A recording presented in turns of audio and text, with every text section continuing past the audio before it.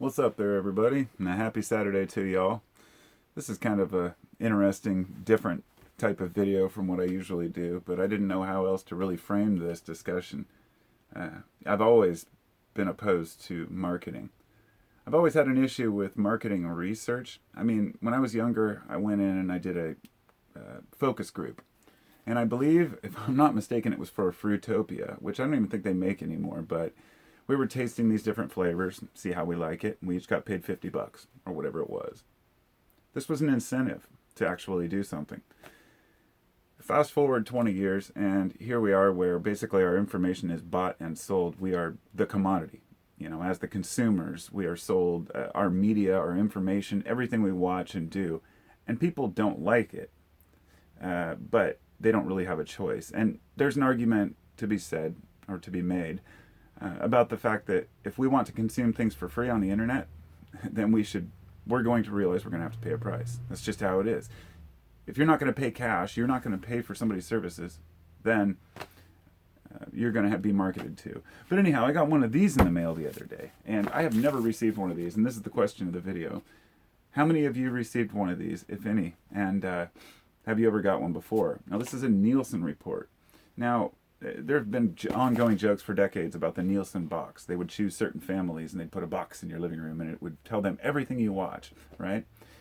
And everything from when you change the channel to the different commercials that you might turn off. I mean, everything adds up to where they can, it can actually benefit us, right? You can, so you're not seeing things that you're not interested in. But this one I got here, it came with a dollar bill, and that's why I wanted to make this video. It's an actual dollar bill.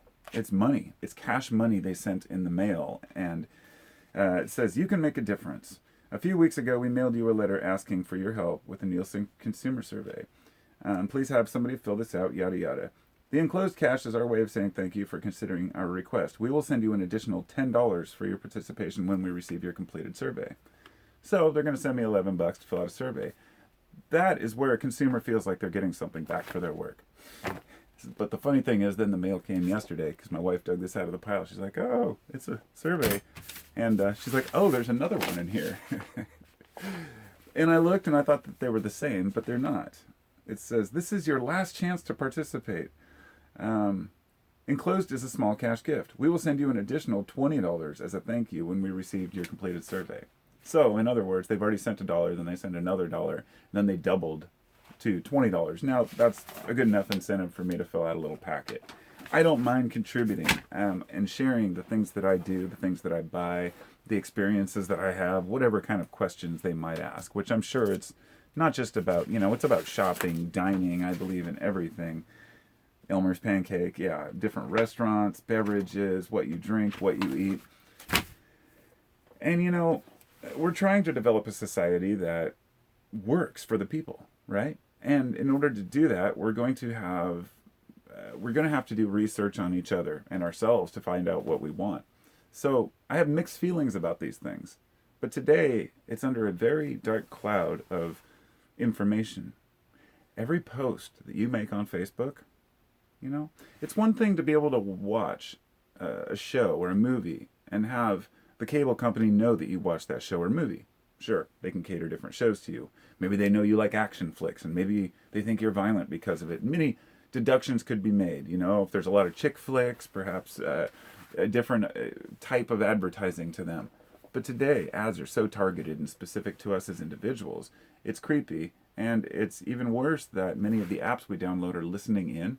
So even though you have your cell phone in your pocket, it might be listening in on, you want to order some pizza, and then all of a sudden a Domino's pizza ad pops up. It's uncanny, and it's creepy. And the worst part isn't that they're marketing to us. The worst part about this is that all of your information about every little nuance about your life, the picture you post, you picture a picture with your pug, you say, "I love pugs." That could be used 5 years later to sell you a pug collar or a photography studio that specializes in pugs. And you might think that's beneficial. That actually can help me. And it can. Targeted ads can actually benefit. I'm very difficult to sell to. I am not a consumer, as most people in society. I like to shop at Goodwill for my clothes. I like to order, I won't pay too much for something just because it has a brand name on it, ever. Although I do understand buying generic isn't always the solution.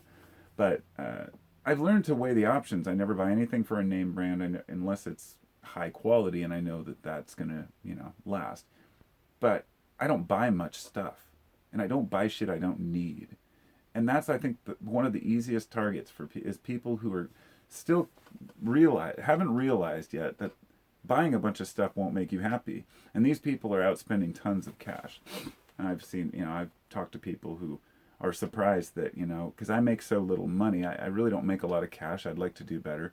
But everything I do, I try to save for times like right now when I don't have any, or when I might be struggling during the COVID issue, or whatever it might be. And I see other people that I know who they get a raise and the first thing they do is go out and get a lease on a $50,000 car that they're afraid to even drive. And I'm like, wow, or move into a bigger house, keeping up with the Joneses. But that's what society is all about. That's why these things exist, is because we live in a consumer society. And I didn't see that on the top. It says Consumer Survey. I thought it said Consumer Society.